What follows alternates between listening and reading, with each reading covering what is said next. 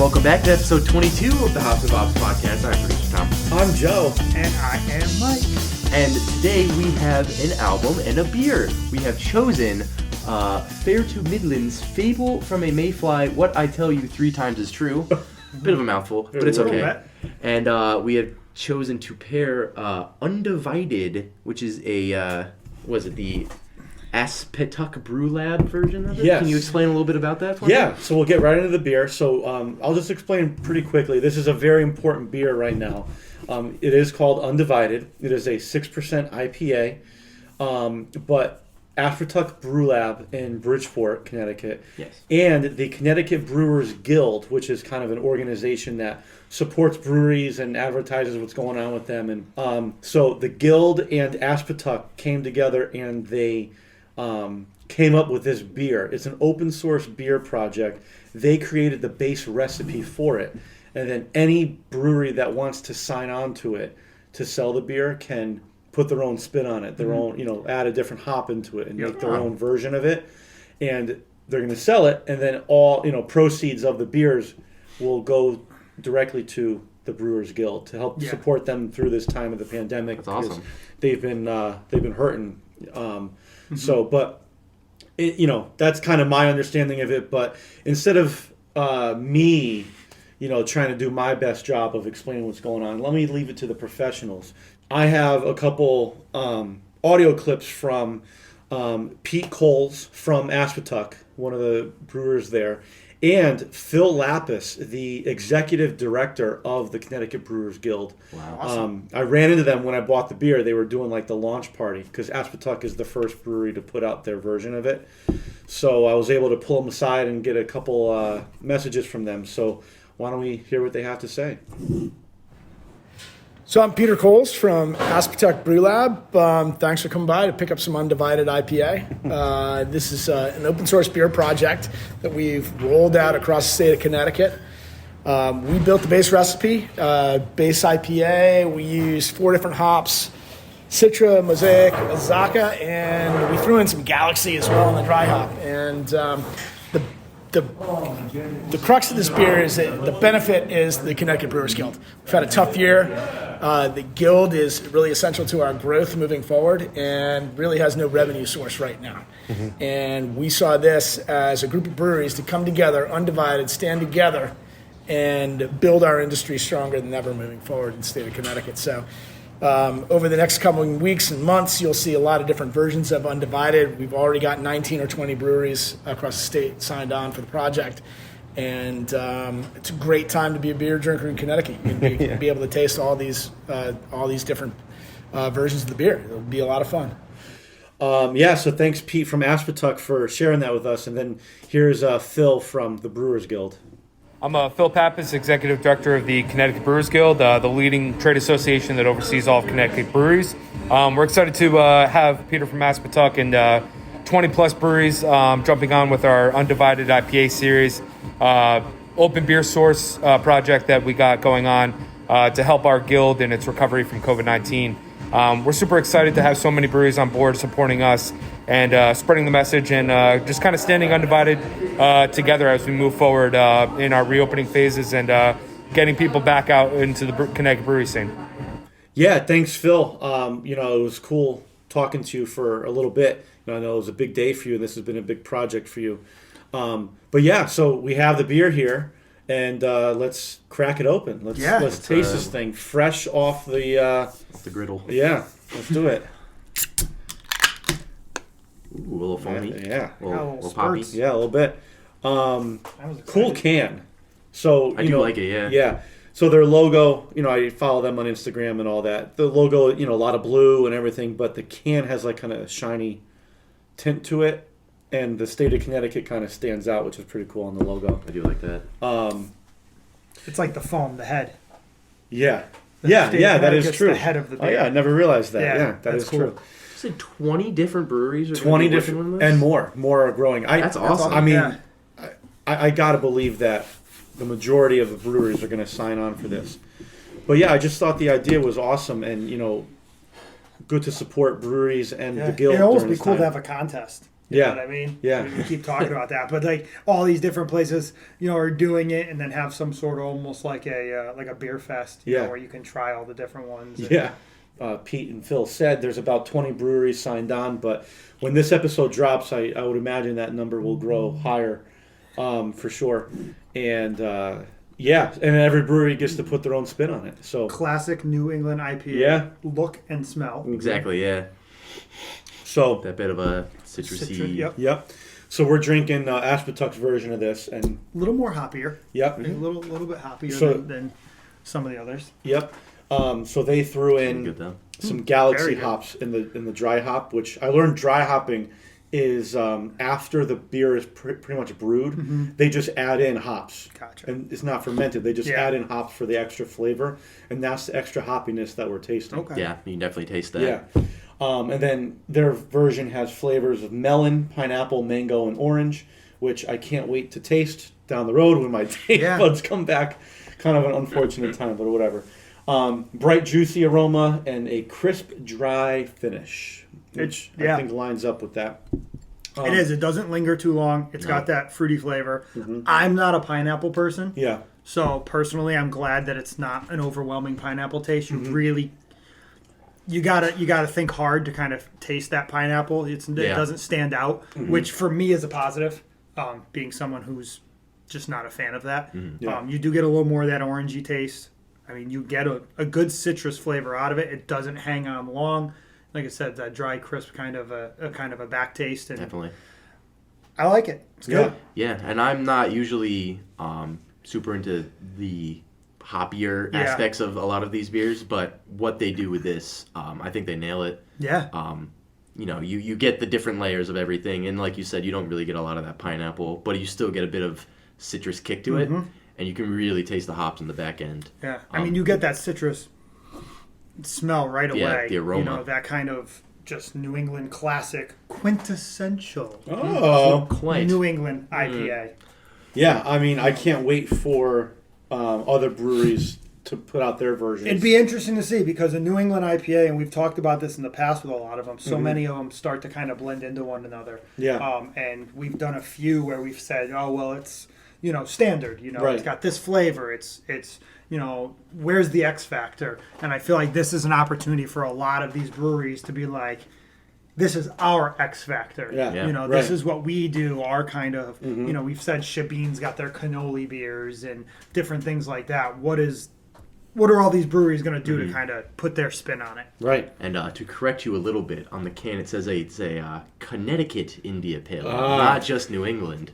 I don't Connecticut know. only. Well, Connecticut is New England. Yeah, well, I don't know exactly Yeah. the difference between the two. But I'm going to assume that they put that because it's the Yeah, to Connecticut support. Brewers Guild and it's Connecticut breweries. Yeah. And I'm going to It's- assume that's why it's a Connecticut. Yeah. Rooting for the home team. you Yeah, know? exactly. Speaking of home team, I'm drinking this out of a Hartford Whalers glass. I was like, gotta Nice. do it. I got the Fat Orange Cat. Yeah, So there you right go. out of East Hampton. Yeah. Classic. I didn't pick my glasses today, actually. My kid did. Uh-huh. I held him up to the mantle and he picked the one. So this is a Bud Light football glass. Because he goes, ooh, Daddy, pick the football one. Because he recognized the NFL logo. That's funny. Yeah. But yeah, like Two Roads, they're putting out a version. Alvarium, Thimble Island, Labyrinth, Back East. I mean, a lot of big names in the Connecticut brewery scene. And Awesome. That's exciting. yeah, and they're all coming out. Like some are out in January, February. Others are coming out in March. So hopefully this kind of lasts through, and we can kind of hit them all, and Sweet. go visit. But the most important thing is get your hands on this because it's not only a good beer, but it's supporting a good cause. Yeah. The Brewers Guild works very closely with all the breweries, and we all know what they've gone through during this time. So. Yeah. And if you like the Hops and Bops podcast, I mean, we don't exist without Connecticut Yeah. breweries. Right. I know. God, like 75% of our, maybe even more Yeah. episodes are Connecticut Yep. And breweries. So. I'm not drinking seltzers again, so Or Bud Light, Miller Lite, Coors Light. or wine or eggnog. We've had some rough goes of it. Oh, wow. Yep. Yeah, support your local breweries, especially with this because this is a really cool idea. I Yeah. enjoy that And a lot. really good beer. Yeah, Yeah, no, I enjoy this quite a bit. for sure. We'll drink some more actually. Yeah. What's the percentage on this? 6%. Okay. Pretty standard. Oh, Yep. yeah, not too crazy. I like it. Yeah. Awesome. So let's. Yeah, and Get then into our I kind of went a little bit into left field on this one, and wild did. card. purposefully. This growing up, I mean, 2007 it was put out, and that's the year we graduated high school and we moved on to college. And I heard back when we had 106.9 CCC, this was their main single, "Dance of the Manatee," from Fair to Midland, was one of their big songs, and they were pushed as they played at the Webster. And I honestly can't remember whether or not I saw them. I'd probably have to look at my ticket board and everything I got, but they were such a different band at that time for that mid to late 2000s. It wasn't quite nu metal. It wasn't. Nothing else sounded like this. And for me, that was awesome. And they were getting airplay in Connecticut. I was like, holy crap, like there's so many cool things happening. And so I've done some more research. I have this album. I bought it. I loved it. I've listened. Oh yeah, it's over there. I've listened to it a million times. Absolutely just love these guys. Musically, they're just so talented. Yeah. There's just so much. They're so tight, and the vocalist, his range and his ability to growl and sing, and there's so many different aspects to his voice. Complex compositions too, like Yeah, there they're really not are. just straightforward. They're not your standard songs. So for me, this was kind of like, again, a wild card album, but just so good, in my opinion. And they do such a good job at it. Little bit of backstory before we get into it. They have 2 albums before this. And they were put out as unsigned. So they kind of wrote and recorded and put out their own first 2 albums, which didn't get a lot of it really didn't get any mainstream play. 𝙁𝙖𝙗𝙗𝙗 from System of a Down heard them right as they were about to. Sorry, did I steal that from you? No. Yeah. It's actually really interesting, so I didn't know. So right as they were about to kind of give it a last shot and said, "Fuck it, we're done. We can't make this work," 𝙁 got a hold of them and said, "Hey, I love your guys' sound," which you can tell is a huge influence on the album. That's exactly what I was going to say. Yeah. Called him, signed him to his record label, and I want to say, let's count 1, 2, 3, 4, 5, 6. 6 of the 11 songs are actually off of their previous album. Oh, really? Were re-recorded with 𝙁, with his production crew, and then put out on this album. And then they also wrote 5 additional songs, which they put out. They then only put out 2 albums, and then they broke up, and they haven't gone anywhere since. I've kind of looked, because I love the vocalist. I looked like, what's he doing now? There's not a lot going on, unfortunately. But yeah, you can really hear the System of a Down influence that's on this album. Totally. Which, Vocally, again, I'm a big System of a Down fan, and that was part of the push for me of like, these guys are... And I didn't learn that until just doing this research. Like, I never looked into it before. But again, it just goes to show how when you hear a band and you hear another band and the influence hits, how you just kind of vibe and go for it and naturally flow into wanting to listen to it. Yeah. I put for one of my comments for one of the tracks, I wrote 𝙁𝙗𝙗𝙗𝙗𝙗. Yeah. I think that was for like a seafarer's nod or something. That's so right. But yeah, no, you can definitely hear the influence. And So again, it's so surprising to hear that he actually was He was a big part of it. Yeah, he was who signed them for their 2 albums that were more mainstream. And even just the titles. Yeah, they're super weird. They're super out there, super weird. And that's a System of a Down thing. System of a Down is like, you hear some of their stuff and you're like, how did you even get that title out of the song? Yeah. So even their lyrics, if you listen to some of their lyrics, they're very out there. Like, you have to really sit there and kind of, what does this lyric mean to me when you listen to it? But it's great. It's an 11-song album. It's only 42 minutes. There's really no dud in it. Or no. I have a comment. Yeah. So when I was listening to this, I used the desktop version of Spotify. Okay. So I there are 2 releases of this album. Are there? I did not know that. So on the other release that I heard first, Dance of the Manatee has this opening where it's super droney and like throat singy. That right? Yeah. Yeah. That's the one I've listened to. Yeah. There's 2 versions. So on the other one, they get rid of that completely and just start at the normal part of the song. Yeah. It's 4 minutes and 11 seconds on one of them. This one's 5:29. Interesting. So they just cut that out. And then they also do they cut out the end of Say When? The end of Say When. Yeah. Which is two notes I made. I could have done without the intro and the outro. I actually enjoy the throat singer vibe intro. It was very unexpected because I had no prior knowledge of the band. Right. But I went back and listened to it on my phone because I was working, I was driving, I was listening to it, and it just wasn't there. That's very interesting. It was very weird because I just didn't know what happened to it. I was like, does this just not exist? Was I tripping out when I was listening to the original one? See discography. So I'm actually looking now on Amazon. There's the regular version of it, and then there's a second. Yeah. Which you're right is it's a bit longer in the longer. intro outro. Interesting. It's actually it's 45 minutes, so it's a little bit longer. And it doesn't say bonus. It doesn't say anything. It's just literally two different 11 songs, 45 minutes.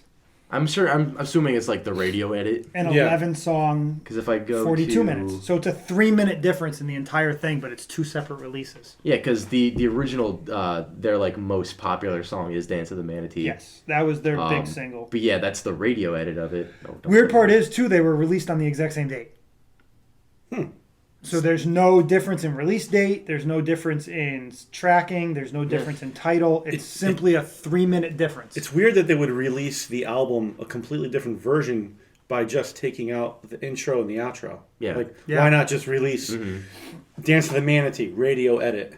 Say When, radio edit. Interesting. I enjoy the Dance of the Manatee intro a bit better than the Say When outro. I could have done without that. But I can agree with you on that. Yeah. If I want to go back and re-listen to it, I would still want to do the radio edit because you can only listen to so many times. But it put out a good vibe, Like it was very spacey and out there. And then it also led into this really punchy intro for the actual song. Yeah. It was a very different vibe.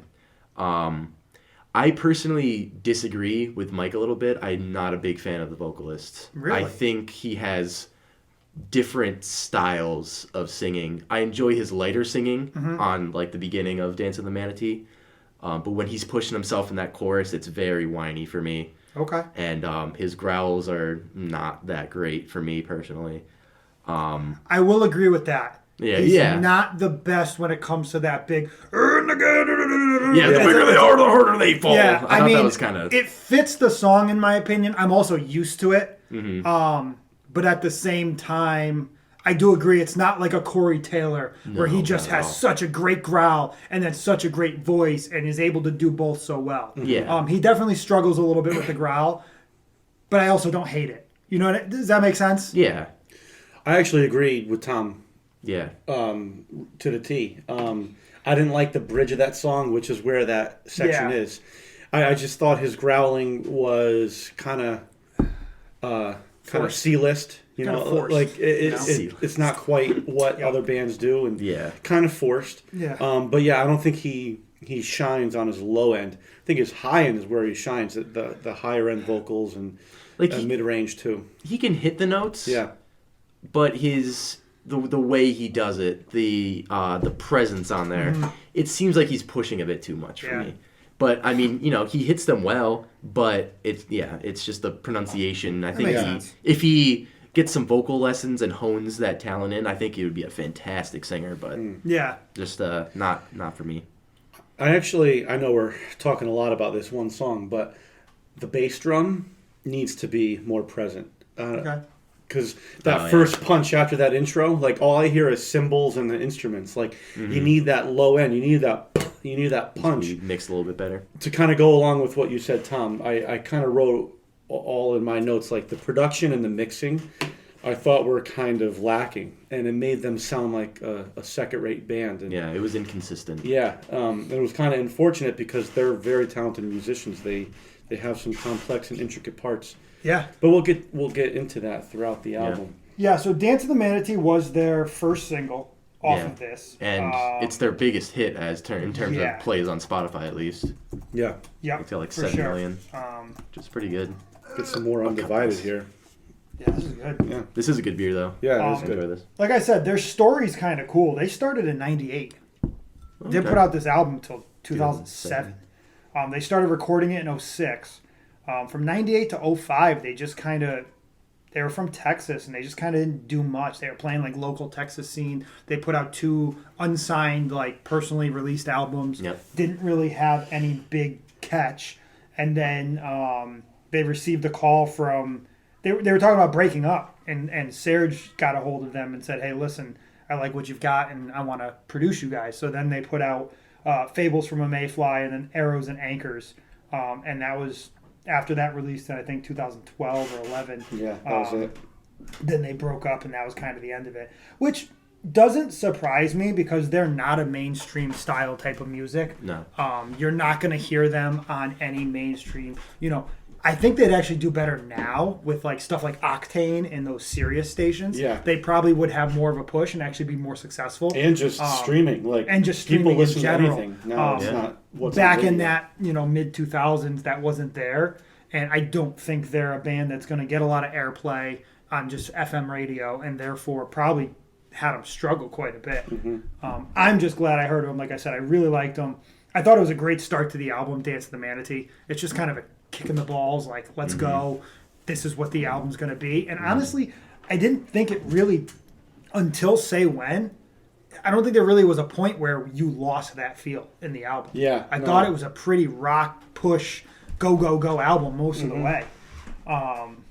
It really hits every aspect that the band was looking to showcase. Yeah. Right in that one song, and then continued through.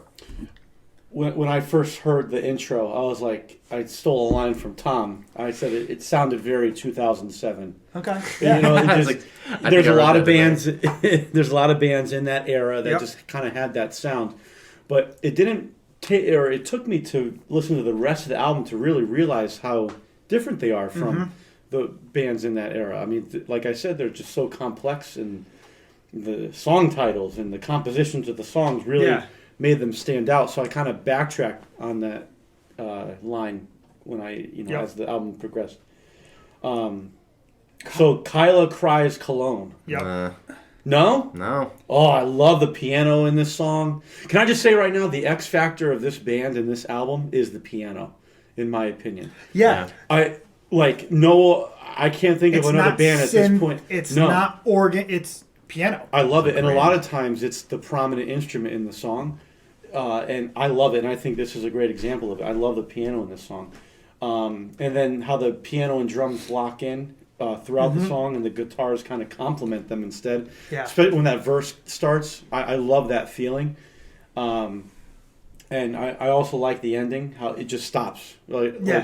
And you have to really think, like, is this song over? I really like that. Soaring vocals. I thought this was a much better vocal performance than maybe the first song. They're just a very tight band, though. Yeah. Like, everything is so just really honed into one another. Yeah. I just thought personally, this song was too similar to the opening. Okay. They're pretty much in the same key. You could like sing the chorus of one while the other one's playing, and you're not going to get a crazy amount of difference. I mean, it's still punchy, and the chord-driven verses were okay. The lyricism on this album, though, is not that great at all. Also, kind of, I know you mentioned this before, but really weird track names. Yes. Very strange. Do any of them have anything to do with the lyrics? I didn't really listen lyrically to this much. But yeah, I liked the song. I thought it had a good drive to it. Again, I'm a big fan of his voice and kind of that airy out there. He's got that high going down to low. Like he's got a hell of a range, and I'm just very impressed by his vocals. But again, that piano too is just something so different. Yep. Then next, Vice Versa. I'd like to do a little bit of an experiment for this song. Yeah. Okay. If you listen to the beginning of Vice Versa, those guitars, they sound exactly like the Machine Gun Kelly cover of Misery Business. Ooh. They almost to a T. Yeah. Yeah. Okay. So I thought that was true. just like very interesting to hear those kind of connections, especially since we did that one previously. Yeah. But yeah, no, I thought it was decent. The vocals on the verses, he kind of sounded like he was doing like a Sting impression to me, like this kind of this spacier like mid '90s 2000s R&B style, but yeah, musicianship was pretty decent on this. I enjoyed it. Yeah, I thought this was a solid rock song. Just a good rock track. Yeah, I thought by now I think the singer kind of proved himself, and I appreciated that. Yeah, I mean, again, out there vocals or lyric wise, but tight drums. So one thing I did mention, I kind of wrote a little side note on this from doing a little bit of research. They had two different writing processes. So prior to being with Serge, the writing process was one of the guys would write a song. He'd write a riff, he'd write the lyrics, he'd write something, and then everybody would kind of write their parts to it. And then once they got into the studio with Serge and his production team, they kind of forced them to write songs together. They would kind of all write their parts in unison as a whole rather than as individuals. And this is how the album kind of made itself happen, because they said they were hitting a lot of roadblocks before. Guy just couldn't figure out a part to fit to this song because they were writing them all separate. So it was kind of cool to see that. And honestly, I think you could feel it in the album. Everything flowed and was so tight, and they were so in unison with one another that when I read that, I was like, ooh, that makes a lot of sense. I can actually feel that in the actual album itself. It's not easy to write such complex parts and make them sound so smooth. Mm-hmm. So it was kind of cool to listen to that. Was this one of the ones that they wrote specifically for this album, or was No, actually, this was... So 1, 2, and 3 all were written on the previous album called Interfunda Stifle. Interfunda Stifle. Yeah. Das Boot. So then, what were the originals for this album? So the originals off of this album were like Wife, Kids, and a White Picket Fence, April Fools and the Eggman, Wolf Descends Upon, Tall Tales Taste Like Sour Grapes, Say When. Oh, okay. Those were the 5 songs that were written specifically for this album. Interesting. Yeah. I like that. Tidbit. That is pretty cool. And speaking of the first one written for this album, Wife, Kid, and White Picket Fence, had a very epic feel, in my opinion. It was very big. I wrote grand. Yeah. Yes. Yep. Which I think they were going for. The lyrics were pretty interesting. I thought the vocal melodies were very catchy. And I did like where they went with this song, personally. Yeah. I thought this sounded like a good arena song. Like I can hear this, live in concert. Yes. I thought it was pretty cool. Yeah, I wrote the intro had a very airy verse. It sounded very I related to Snow Patrol or the Fray. Okay. I feel like this is the most radio friendly of the track so far. It's in that 3/4 time. Yeah. It's one of the better songs vocally. I know I shit on his vocals a bit in the beginning, but I feel like he shines a lot more on this track. And the build up to the end has a lot of good pacing, and I think the song comes together pretty well. Yep. I love the intro though, with that little bit of piano, and then the drums and guitar just come in. Yeah, and that's what reminded me of that. Yeah. Fray almost It's a little slower. Yeah. And that pre-chorus too. And it kind of stops, and then vocals come in. Yep. Yeah. It's pretty good falsetto too. Yeah. Then we got April Fools and Eggman. What are these title tracks? I don't know, but I love this song. Great song. From the drum fill into the guitar, it makes me want to just go fucking run or it's a jam song. Yeah, just go. This rocks. This song rocks. And then when the verse kicks in, it's just shuffle, kind of just intricate parts, not just your straight groove. And that guitar, and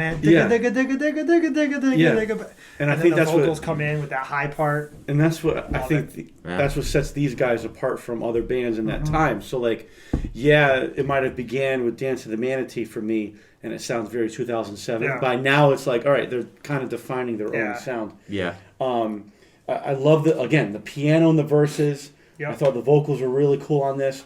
And for this song, at this point in the album, I kind of got like a Maynard James Keenan vibe from A Perfect Circle. Not so much from Tool. Okay. Yeah. But when he was in A Perfect Circle, the band, his vocals, I kind of got that vibe from them and him. Yeah. And from here on out, I kind of saw that in a couple other songs. But I love this song. Great song. Tom? I don't really have a lot to say about it. I'm going to say both. Yeah. Okay. I actually prefer the next track a lot more. Seafarer's I Knot. love the Seafarer's Knot. This is the one that I noted was very chop suey light. Yes. I could see that intro. Yeah, exactly. Bam! I can also hear on the verses. I could hear Sir just going, "Feeding seeds as a pest." Like there's one of those little vocal riffs sounds very similar. Yeah, no, that makes sense. I like though how it goes so heavy Yes. to like kind of light, Yep. and then to heavy, and like just such a cool dynamic, that back and forth. Yeah, I enjoyed that. And again, vocals are great in it, in my opinion. Yeah, he doesn't try too hard on the vocals. Yeah. This is the one where he sticks to his guns a bit more, and I can appreciate that. Yeah.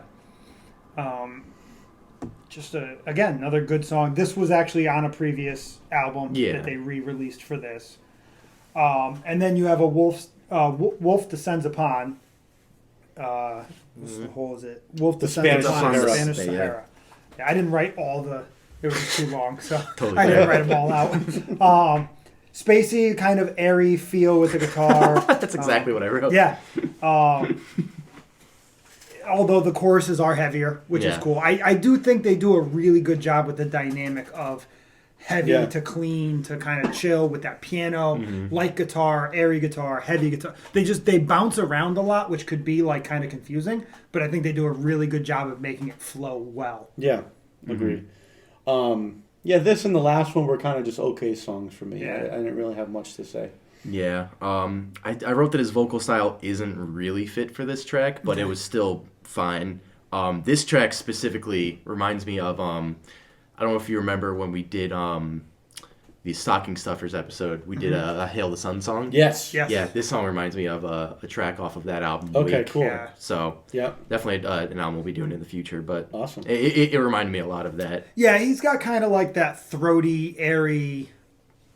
It's not a falsetto, but sounds kind of falsetto. Like Exactly. I can understand where like it's not his strong point, but then he gets into those whoa. I think he actually does better with that because he gets more of that chest in it and kind of belts it out a little bit more. Yeah. Yeah. Where he definitely improves upon the vocals at that point. And then we got Walls of Jericho. I liked the intro to this song. It was kind of Yeah. funky. That Yeah. slap bass. Yeah, I like enjoyed that. It kind of And drew me vocals in. are cool too. Yeah, yeah. Pretty good. But then it kind of went back and forth for me in terms of the whole song. Like, I like that intro, but then it kind of lost me in the verse a little bit, and chorus is kind of. But I just love how tight they are. They're a tight band. Yeah, they really are. They were a Yeah. tight Were. band. R.I.P. Yeah. When he goes high, though, in that song, I thought he did a good job hitting those notes and really kind of displaying Oh, yeah, in his, that chorus. Yeah. his vocals in the chorus.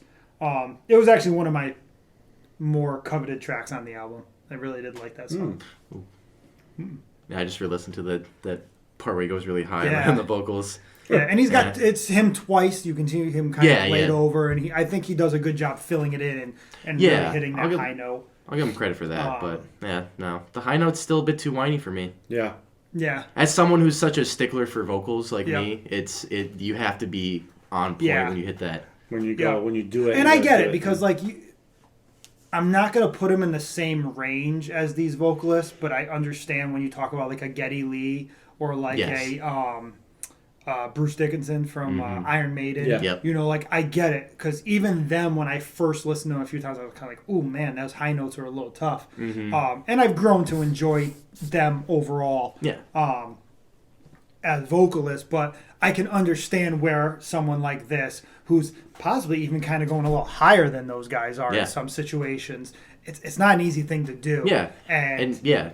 it's impressive that he can do it, but I understand where there's almost a point where, as a male vocalist, when you go too high, there's almost nothing you can do personally in general. It's just too high. And no disrespect at all. No. Like, if you can hit those notes, then God bless you, hit Yeah. those notes. But No, I get what you're saying. you gotta shape it, you know? You can't just be able to say, you know, this is a note on a piano I can hit, Yeah. and then I will do it. Right. You gotta have a certain character and shape to your throat and your mouth when Yeah. you sing that, you know, has those characteristics to Oh it. yeah, I'd be curious personally. Again, I'm not 100% sure if I've seen them live. As bad as that sounds, I'm really not because I like. I didn't know, I love their episode too. Yeah, I've always wanted to see. Well, that was Seven Dust. I'm pretty sure I saw. No, I'm saying I just edited one where you're like, Oh. I can't remember if I did or Yeah, I've not. seen a lot of shows. I can't remember. I've always wanted to see them live, but I'd be curious to see vocally how that translates to a Translated. live show. Yeah. Because that's just so high and so powerful. Like, can he hit it? Can it sound as strong as it should sound? It'd be interesting. Then we have Tall Tales Taste Like Sour Grapes. I did like the string intro. Yeah, I said the same thing too. I thought it was cool. This is their second single off the album. Really? Yep. Oh. And the guitar comes in. It's 100% System of a Down. Yeah. Yeah. 100%. Yeah. So you could. This is where, like, even you could hear it on. I forget the song you said was Chuck. Seafarer's Knots. Yeah, you can hear it on that. This, in my opinion, is the one song where, like, if you had to pick one song that was like, hey, System of a Down wrote this, you guys play it. This was it, in my opinion. Which was cool because this was, unlike A Seafarer's Knot, which was written before Serge, this is actually written with him. That makes sense So, now after I It's listen like to it. 100%, in my opinion, System of a Down. I'm going to read my notes verbatim hear for it. this one. I said, every time I expect a slower ballad, I am rudely mistaken. This one sounds very derivative. Rudely. This one sounds very derivative and predictable for the track list. It wasn't really envelope pushing or ahead of the curve, and I'm starting to get tired of mid-2000s chord-driven rock music. Yeah. Sorry, that came off a No, little... on this song, I can kind of feel that. Yeah. Yeah. It was like right around Walls of Jericho. Like I'd say halfway through that, I was like, okay, I get the album. Yeah. Okay. Yep. But then the next song kind of redeemed it for me. I love this song, Upgrade Brigade. By grade, Upgrade Brigade. is it? Yeah. Oh, it is. I thought it was by grade. Oh, Whoops. Brigade. This song kicks ass from beginning to end to me. Great rock song, and if you listen closely, it has killer keys. Still, I just think it's the X factor for that band. And I like the pre-chorus section specifically in this song. Yeah, I really liked it. It was a very big song. Yep. Again, definitely a System of a Down feel. Yeah. Especially with the drums and guitar and the way they played together. Although I thought that Fair to Midland kind of throws in a little more melodic of a chorus than you'd get from like a System of a Down. Serge is a very interesting vocalist, to say the least, and this brings in more of kind of that melody, in my opinion, which is where they differed. But again, and this was off one of their earlier albums as well, the album before. So I liked it. It was a good song. Yeah. And then lastly, we have Say When, which we've talked about a lot already, but the song itself, I thought it was a really cool way to end the album. You know, we've talked a lot about a lot of albums that have a different song than the rest of it to kind of end it. Yeah. And I thought this one worked pretty well. For me, it built sonically. Yeah. It started off like really low and kind of dark, and then it built up, and the band came in. I thought it was one of the best sections on the album for the band. It kind of showcased them instrumentally. Yeah, it was the best closing track they could have done, I think. Yeah. And this song specifically sounds exactly like another Hail the Sun track, so Okay. I wonder if they were kind of influenced by that or not. But Yeah. like we mentioned before, the drone outro on the extended version was pretty nice, though I think I prefer the shorter one. Yeah. Because I don't want to keep listening to that over and over again. Yeah. No. I never heard the extended outro until just today. Personally, the album is so go, go, go. I have to disagree with both of you, and I think I wish this was somewhere in the middle to kind of break up the album I can and see then that. end on a high note. Yep. I thought that with the album having its slow portions but overall, every song pretty much kind of had that push and that drive. Yeah. I thought that this was just kind of an out of nowhere way to end it. Yeah. You're listening to this album, you're grooving to it. I'm working out, I got this thing going, and all of a sudden, "Say When" comes on, and it's just a very slow end. True. Yeah. I actually love the song. It's a great song. Yeah. I don't like personally the placement, and for someone who's listened to this album and kind of like throughout my entire, 2007 is when I heard it and got it right as it came out and listened to it and heard it on the radio and all this stuff. Kind of a nostalgic thing for me. I really, really love this album personally. This was like my only kind of with the album is I wish this song was somewhere else because in my opinion the vibe was just so great and then it just kind of ended slow. I wish it was in the middle where it was kind of a break and kind of broke maybe first half, second half, and then still ended on that upbeat. Maybe like end drive. the album with the Upgrade Brigade. Yeah, song. and then put "Say When" somewhere up, maybe like after "Wife, Kids" and a picket fence or Yeah. something like that. Yeah. Would have just kind of broken the album up a little bit and then ended on that kind of a banger. Yeah. Cool.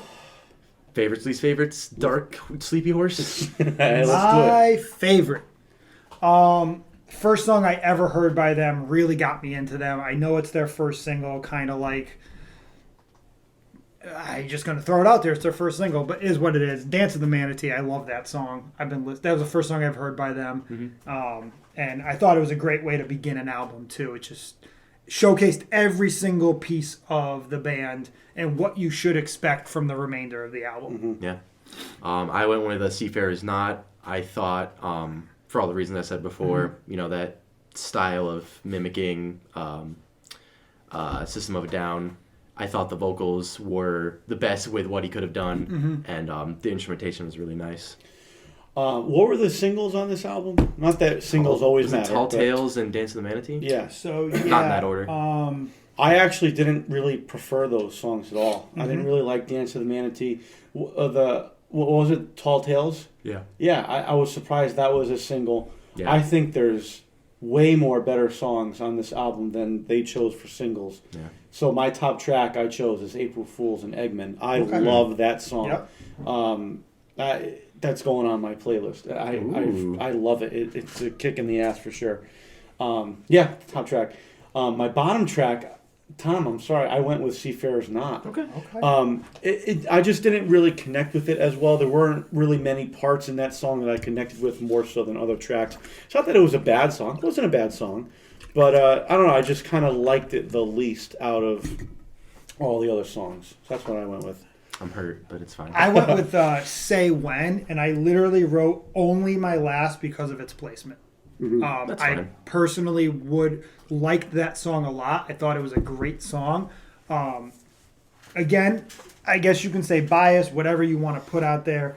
I really didn't have a bad song on this album. Very hard for me to pick a last, and I picked that one because of its placement. If it was in the middle, then I might have even went with something else. But yeah. Yep. I went with Tall Tales, Taste Like Sour Grapes. Yeah. It's just where the album showed its weaknesses to me. It's where the sounds started to wear a bit on me, and the vocals were not as lined up as nice as I wanted them to be. But, I mean, it's fine. Sleepy, whatever. I actually went with Say When. I enjoyed the stylistic change up that this track provided, and I thought it was one of the best closers that they could have done. So, Nice. So it took me a while for me to decide like which one was my top and then what was my dark horse. So I have three. Kyla Cries Cologne, Upgrade Brigade, and vice versa. I thought were all worthy of mentioning. It's a very sleepy album for you. Yeah. it's a quarter of it. No, like this was such a wild card album for me. I didn't know what Yeah, to me too. mention. Good, Or I'm I didn't glad. know what to expect. Mike, you had talked to them about them a lot, and I just never like. All right, I'm gonna. They're one of try those it out. bands for me that like I'll listen to this album like 4 or 5 times, and then I won't listen for like a year or two, Yeah. and then I'll go back to this album and be like, fuck yeah, I love this album, and then I won't listen for a year or two, and then I'll go back. So it's just it's like a nostalgic kind of album for me. I fall back on it all the time. So like for me, those 4 songs, my top track and my 3 dark horses, I thought were great songs. I pulled away from it. So check them out. For me, my sleeper was Walls of Jericho. I love that heavy kind of funk slap bass intro. I thought that the bass, the drums, and the synth all really played well together. And then I really liked the vocals too. I thought it was a cool song overall. The vocals in the chorus, he went pretty high, and I thought he did well with it. It was just a very different song, and I really enjoyed it. All right. You want to rate it? Yeah, let's do it. Well, you guys know already, I love this album. I gave it 4 bops. It's one of my go-tos. If I'm looking for just a rock album that just kicks and it's a little different, like this is one of my go-to albums. So, yeah. Okay. I was pretty middle of the road on it. It wasn't one of my favorites, but it definitely had its moments. For me personally, it wasn't really envelope pushing or game changing, but it had a style and it stuck to it pretty well. I probably won't be returning to it anytime soon, though. The singing varied very wildly for me. It was definitely the weakest part of the album for me. The low growls were kind of funny at points. Makes sense. The high notes, while he could hit them, didn't have that timbre. His light singing was definitely the best, but in terms of the whole album experience, it's something that bugs you for a long time. So I was pretty middle of the road, gave it a 2.5 out of 5. Okay. The rest of the band was pretty fine, but again, it's not something that made me didn't register well with me. Higher than I expected from you, to be honest. Okay. So After our conversation, it's higher than I expected. There are definitely tracks that I really enjoyed on it. But Yeah, cool. So for me, like I mentioned, total wild card band, didn't see it coming. However, I know Serge was behind it from System of a Down, but I thought the production and the mixing made them sound like an amateur band. It made them sound like second rate. Like the inconsistencies with the drums and the mixing, kind of some instruments were louder than others, and the singing kind of wasn't level. I don't know. It just didn't sit well with me with that, and I just thought they, as a band, deserved a better production and better mixing for the album. So I gave this a 3.5. I was surprised. I got a lot of songs out of this that I liked and I talked about. I didn't know what I was getting into, and I liked it. 3.5. I'll probably listen to most of the album again. Awesome. So thanks, Mike. And, I'm glad. Yeah. Yeah. What are we feeling on Undivided? Undivided, the beer. Yes. I'll go first. Yeah. I mean, I love the purpose behind it, and it's a solid IPA. I can't wait to taste it when my taste buds come back fully. But I'm going to go ahead and give it a 4. I think it's a solid IPA, and I love the message behind it. So get your hands on it for sure.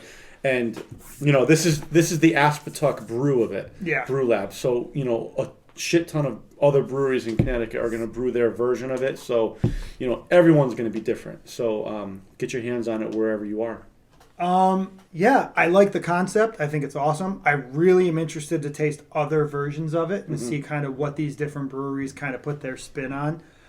This one specifically, I gave it a 3, and the only reason was middle of the road. I mean, it tasted like a New England IPA. There was nothing that really set it aside from any other New England IPA. I believe they said they were the reason. They're the base. Yeah, right? Aspetuck and the Brewers Guild work together on the base recipe. So from that aspect, it makes 100% sense. This is the base. Yeah. It's a New England IPA, not super crazy, nothing special. Because, I mean, you get something that's super crazy and super out there, it's going to be hard to put your own spin on it. This is a very, basic New England IPA. It's got its base level, and now everyone else can kind of go out and put their twist on it. Yeah. But as for that base, I mean, I give it a 3. It's solid. Yeah, you pretty much said exactly what I was going to say, including my rating of a 3. Down to the word almost. Wow. I enjoy the message. I enjoy, the story behind it, how, it's supporting the guild and everything, and, it's the baseline, it is. What you're going to add on to it is the X factor. Yeah. So I would like to see what they do. Everything you said, 3 out of 5. Yeah. Thanks. Awesome. All All right, let's shout out who we talked about. Yeah, I'll be honest with you. I didn't look up anything for the band only because do they have anything at this point? I did. Okay, cool. So that's yours. You're the social media That's guy. my realm. They're not on Instagram. I would assume. They do not have a website. The domain is for sale, by the way. So if you'd like to buy fairtomidland.com, you can. In case they come back, we could be the reason we're rich off their reunion tour. Yeah. But Sorry, we'll guys. Would we? Yeah. But they are on Facebook. Okay. So for the moms out there that... Shout out to the moms. Shout out to the moms.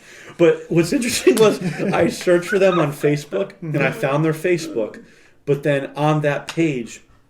In their post, it said, go check out our official Facebook. So I clicked on that link, and it led me to another Facebook page, and that's their page. That's So it's kind of hard to get in touch with them, but they they're don't not really a band exist anymore. So they stopped playing in Right. 2013. Right. That was 8 years ago. But their music is on all the streaming services. Of course. So, check this album out and, give their other albums a shot. As for the beer, check out Aspetuck Brew Lab on Instagram. So they're small. They're not like a huge brewery. They're more of a tasting room that brews. So they're in a really cool area in Bridgeport called the Black Rock section. I grew up in that area, so I know the area very well. And it's up and coming. Lots of cool restaurants and bars, and them there too. So go check them out. They have a lot of great beers. Maybe we'll have to hit one of their specific, not necessarily the guild, but one of their beers. specific, maybe. I did look. It seemed like they went through kind of a rebranding thing. All their beer labels look like the periodic table of elements. Like every beer name has a square with the letters and the abbreviation, or instead of like how many atoms, it's like the percentage. And it was cool. Like a cool branding kind of thing. Maybe we hit one of theirs and see if they want to come join us. Yeah, for sure. But then I also want to shout out the Brewers Guild. So CT Brewers Guild on Instagram. They're on Facebook as well. All they do is support Connecticut breweries, and they do a great job. And they're always at events. I've seen Phil at other events, like trivia events and things like that. So give them some support. Follow them to see what other breweries are going to release Undivided. Yeah, that's really cool. Yeah, so wherever you are in the state, there's breweries all over that are going to release a version of this. So check them out to see who is going to be doing that. So awesome. There you go. What do we got next week? We got episode 23. 23. So, Michael Jordan. Wow, he's joining us. Hey! We got Michael Jordan. Wow. No, actually, we do have a guest, though. We do. This is another producer's pick. This is a producer's pick, All right, yes. Tom, what do you got? So one of my good friends and college roommates for 2 years, Paul, if you remember all the way back to episode 6, yes, where we did Thriller, we mentioned this guy called Paul Kanarki. Paul Kanarki. That's not his last name, but he posted a reaction to it that I think we put on social media a while ago. So he's a big music fan, and I really wanted him to be on the podcast because we are doing a very special album. We're doing Moving Pictures by Rush. He is a huge Rush fan. I cannot wait. So he will have a lot to say about that. Oh, the Holy Trinity. And also, I gave him the opportunity to bring his own beer because he's from Rhode Island. Oh! So he will be bringing a Rhode Island beer that he has not told me yet. Is it Narragansett? It might be. Honestly, Summer Shandy? Honestly, maybe. In March or something. Yeah, so he's going to be bringing that. We're going to have a good talk about some good Rush songs. Oh, so. can't wait. Can't wait. I can be the oof on that. I like Rush, but they're not my favorite. Yeah, that's fine. Yeah. Well, cool. More on that next episode. We're just moving right along here, guys. We're having a ton of fun. We hope you guys are having fun as well. So be sure to follow us on Instagram and Facebook, Hops and Bops Podcast. We're always streaming on Spotify, Apple Podcasts, and YouTube. We'll see you next time. I'm Joe. Mike. Tom. See ya. Peace.